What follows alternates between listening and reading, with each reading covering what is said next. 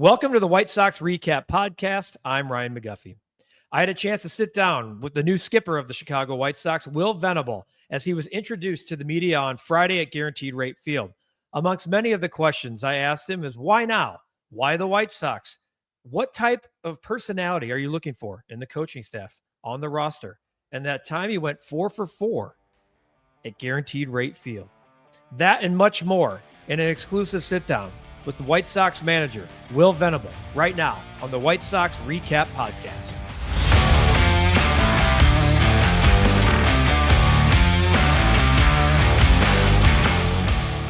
There's 30 of these jobs, obviously.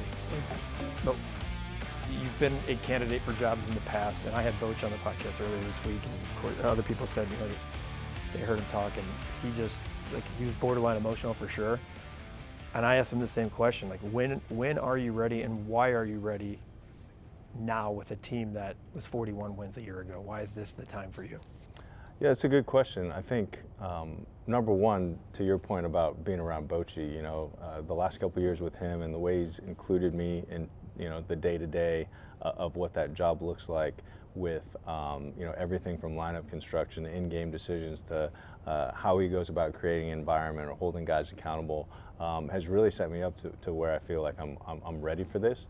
And then on the other side of it, this job in particular, just looking at the opportunity when I was asked if I wanted to interview, on the surface, it's Chicago, which is a city that I've been in and I love and my family loves. I know a little bit about Getsy from before, but then you add his reputation, and then being on the other side and playing this team and knowing that they went through some tough times and still continue to compete and fight like they did and have some tough games against us when I was with the Rangers, really made it an easy call as far as accepting the interview. And then just what I learned about the organization throughout the interview process just gave me confirmation that this was the right time and the right fit for me. Yeah, so on the surface you see 41 and 121, but what's exciting for you to come into an organization that is at the true ground floor of a rebuild and have changed all of the entire front office, have changed the way they're doing R&D, and to have you now as part of that process as the on-the-field manager, and that you guys are all pulling from the same rope and heading forward? Does that line up with kind of, your goals for being a big league manager? Yeah, there's a ton of appeal to that, to be part of, the effort and the foundation that's being laid here.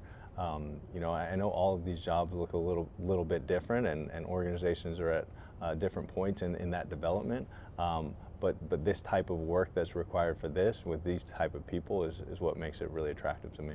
All right, so not including family, first call that you received after you got this job, who was it and what was that like? First call I received, honestly, maybe a text. There's been so many, and they all kind of came in at once the news broke. But probably from like Nick Hundley and Chris Young, who were there in Texas, and some of my closest friends, and I mentioned them, I consider them family.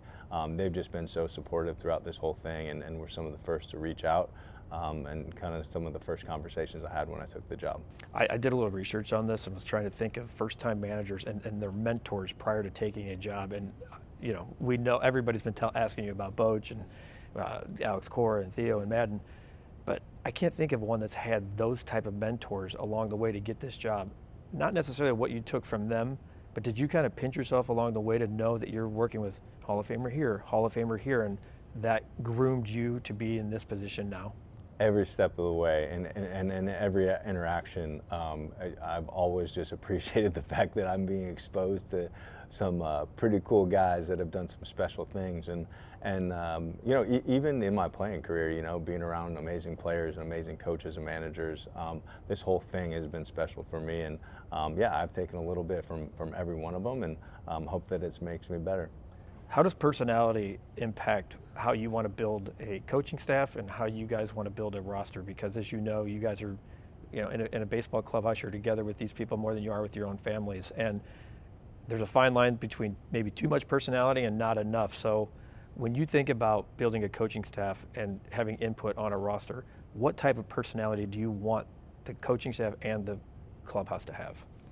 Yeah, I think that's the cool thing about a clubhouse is that all the personalities are going to be different, and it's really about how they work together, and that's what we want to create, right? An environment where everyone feels like they can come and be themselves, where they have autonomy in how they build their day, but there's also structure and expectations for what they do, and that we have the type of relationships between each other where we can hold each other accountable and really exchange that sensitive information, that important information that we know like helps build us closer as a group. So not one type of personality, but definitely someone who's a good teammate.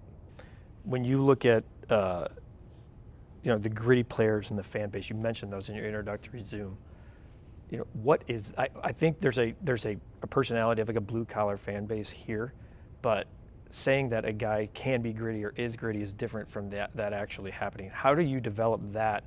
And I know the fan base was a big part of you, at least in your press conference when you were on the Zoom, because this fan base is more than eager right now to flip the script and get back to their winning ways, but also kind of embodying who they are on the field. Yeah, I don't think that that's something that, as a manager, you coach up, I think that that's innate in the players, and that it's really on us to find those guys and to go out there and push them to be themselves and to go out there and continue to fight and continue to grind. And you just envision what that looks like and running down the line and getting after a ball or getting in the box and just choking up a little bit. I mean, we know what it looks like, and ultimately that's up to them to get there and for us to push them there. When you manage this group that you're going to manage here in a couple of months, they can relate to watching you when they were growing up. How important is that for you to be able to go to a guy who might be in an 0 for 20 or even a 10 for 20 and manage the ebbs and flows of the everyday, whether a guy has not hit his potential yet or has hit his all-star potential, and that you're able to kind of be like, hey man, I know what you're going through, keep grinding, and I got your back? Yeah, I think it's really important, to understand the nuance of that and the timing of communication and the sensitivity to the fact that this is a really hard job, and that baseball throws a lot at you, that sometimes you need someone to pick you up. Sometimes you don't need anybody to say anything at all, and then sometimes you need someone to give you a kick in the pants a little bit. And I think my experience and the experience of our staff is unique in the sense that we know what that looks like and that we want to be aggressive in how we approach those things. Okay, so I want to ask you a question about success. First one is just we know we're going to table World Series, okay, but what does short-term success, not even 2025, what does short-term success look like for you at this organization? Certainly wins and losses matter. We understand that. We also understand that's we're not going to fix this thing and get to where we want to be overnight. And I think that in the very short term, being able to look back on this year and be able to say, hey, we created an environment where these guys were able to be at their best is certainly huge. That we created, that continue to build and develop the systems and the processes that we know are going to help us this year, but also carry us into the future, and then that we help players get better. I think that's going to be a huge measure of success for us, and in the short term, I think those are the things that really come to mind. And what about long term? I mean, you don't take these jobs thinking I'm on a 3 or 4 or 5 year deal. You're thinking like, you want to be a 20-year guy and build statues. So what does long-term success look like for you as a manager? I don't know. I'm focused on today and right now, and I know that if we continue to focus on that and do the right things to build the foundation, that we're going to get there, and I'm extremely confident in that. But we don't jump to that spot by focusing on that on then. It really is about now and the things that we need to do to execute, being really good at building this for right now. Last couple for you. You obviously don't have a history of playing here as a Chicago White Sox, but do you have a favorite White Sox memory, whether it's growing up when your dad was in the game, obviously, or as a player that you're like, oh yeah, I remember that about the White Sox? For sure, it was here and facing Chris Sale. Which, and I had Chris in Boston, and I told him it was one of the great achievements of my life to face him because he was just so good and so dominant. And as a lefty hitter, I wanted to see what it looked like. And yeah, it didn't go well for me, but I was happy to have the opportunity, and will never forget facing Chris Sale. You had 8 4-hit games in your career. So I'm guessing the next night was the night you had one right here. I don't even know if you remember. You were 4 for 4 with a couple of doubles and RBIs. Was that? I mean, that's the one that stood out. I thought you were actually going there with Sale, but to have a 4-hit game here certainly has to stand out. But when you think about standing on the field here as a manager, and certainly family clearly is very important to you. You called out everybody in your press conference. What will be going through your mind? And I don't even know if it's possible to think about when they do the flyover and you exchange the lineup cards for the first time here in Chicago. Who will be the first person you're thinking of, and what will be running through your mind as a manager of the Chicago White Sox?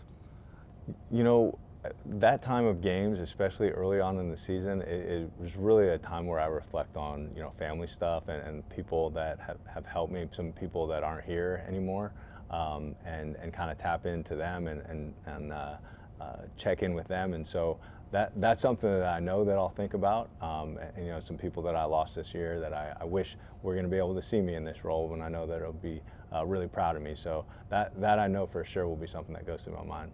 Best of luck, Will. Appreciate it. Thank you so much.